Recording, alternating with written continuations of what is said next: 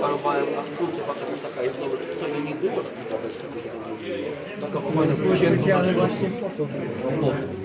A to się zmarnowało potem, no. A w ogóle kto bym poszedł z ja? No pewnie tak. Ja bym to zdelektował. Jak tam? Powiedzcie na chwilę?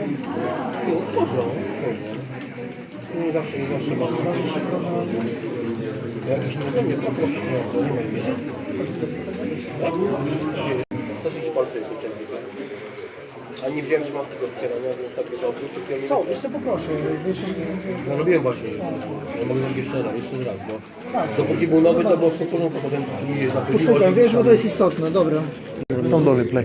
I want it. Hej, tole. Go ahead.